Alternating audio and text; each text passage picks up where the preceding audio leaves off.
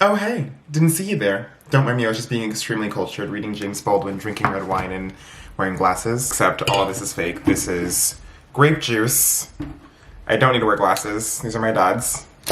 And I can't read. Today's video I actually filmed yesterday, and I feel like it wasn't that good, so I'm filming it again to see if La Nighttime Vibe will maybe make it a little bit better. It is 10:40 p.m. right now. I am 2 glasses of grape juice in. That's not a joke, for real. This is literally well just grape juice. I didn't feel like drinking wine. And I have just been thinking about this topic for the past week that I wanted to talk to you guys about and see if anyone else had the same opinions as me. Obviously you know what the topic is based off the title, but it's, are you attracted to your friends? I don't know if I'm going to say physically, sexually, however kind of way, but just in a broad term, are you attracted to your friends? So last week, my friend Lior and I, we went wine tasting in Ojai, and we had a grand old time. And when I came back, I started just talking, while we were drunk, about low-key all of my friends. I low-key, am sexually attracted to. None of my friends do I actively want to have sex with. My 2 close male friends, if I had to have sex with either one of them, my penis would shrivel up and then recluse back into my body because I could.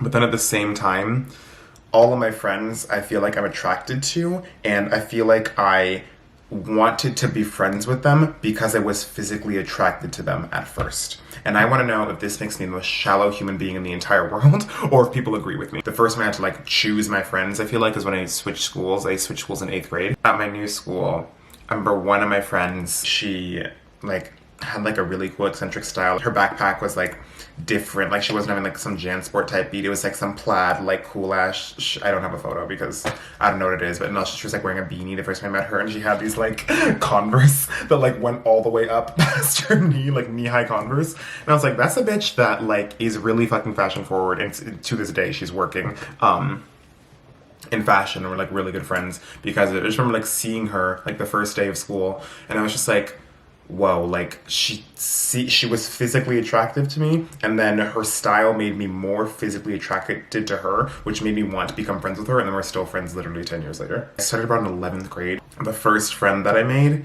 was just the guy I was most sexually / physically attracted to. In college, my freshman year roommate, when I saw him on Facebook, I was like, oh, okay, he's physically attractive, which made me want to get to know him better. But it's not just physically attractive in it's conventional kind of beauty standards or whatever. Just the aura that they gave off was attractive to me. So I guess the aura is what I was physically attracted to their aura more than their face. Even though no, they're all my friends' faces are very physically attractive. But after my summer, my freshman year, I was working at an internship with 7 other interns. I will say the person I was most sexually attracted to in the program was this guy named Brendan, who I wasn't the closest with, but Brendan, call me.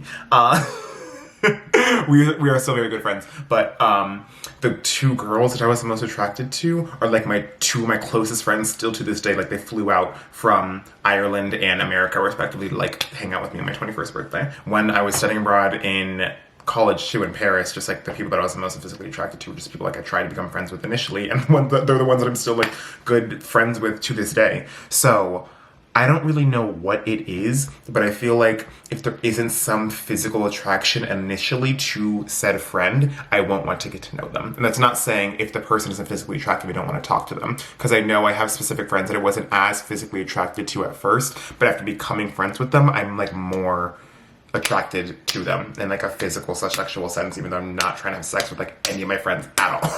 So when I was thinking about this, I watched one of the Red Wine Talks with Damon and this British girl Rosa, and then Rosa says, in Greek they have 7 words for love. Well, they should. They have sibling love, friendly love, parental love, romantic love. So then I looked up the 7 words for love to see if any of them could explain what I was feeling. None of them did. There was eros, which was a sexual passion, philia, which was a deep friendship. So I was okay, maybe deep friendship is it, but it's not they value the deep friendship more than the sexuality love. Philia concerned the deeply comradely friendship that developed between brothers in arms who had fought side by side on the battlefield. It was about showing loyalty to your friends, sacrificing for them, as well as showing your emotions with them. That makes sense for me in the sense that I'm probably more physically attracted to someone after I'm I'm more like emotionally vulnerable with them.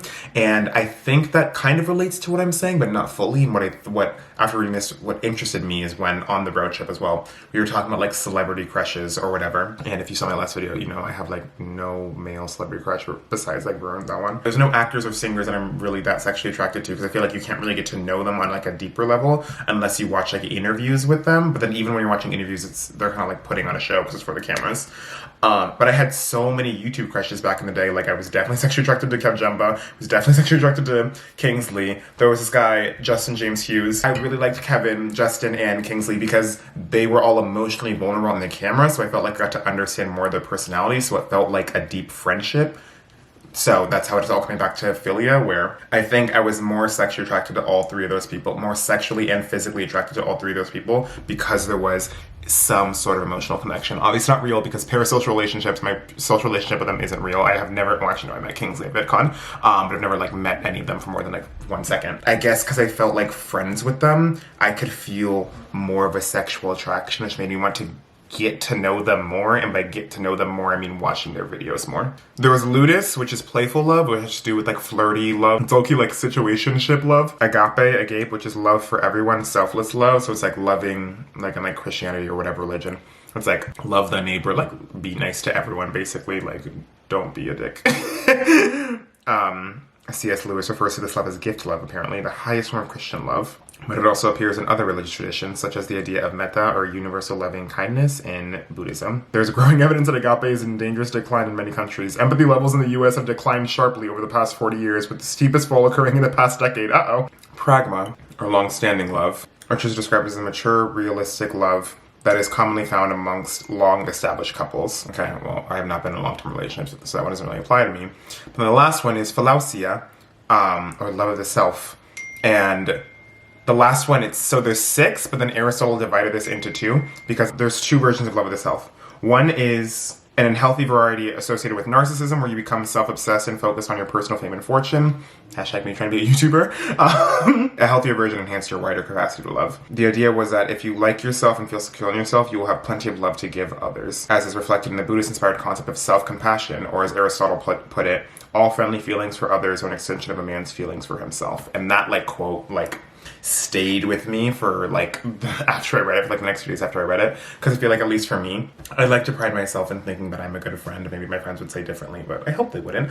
And I feel like I am the best friend that I can be to said people when I feel most confident in myself. I feel like I was definitely a much worse friend when I was like 18, 19, and 20 than I have been from 20 to 23, because I feel so much more comfortable in myself now than I did when I was like young, 18 through 20, and I think that's like translated. Yeah, this is kind of a shorter video. I just wanted to know if like that made sense to anyone, if anyone can like relate, or if you feel like physically or sexually attracted to like your friends in some sense, because it's like I kind of feel both, where I feel like if I'm not physically or sexually attracted to them initially, I can't really be good friends with them. But then with people that I wasn't initially, after I get to know them, I'm more sexually/physically attracted to them. After we've like formed some philia and like a deep friendship, I feel like more sexually attracted to my friends, and I guess just people like YouTubers in general. Because once I feel like I have philia with these YouTubers, even though it's a parasocial philia, I'm like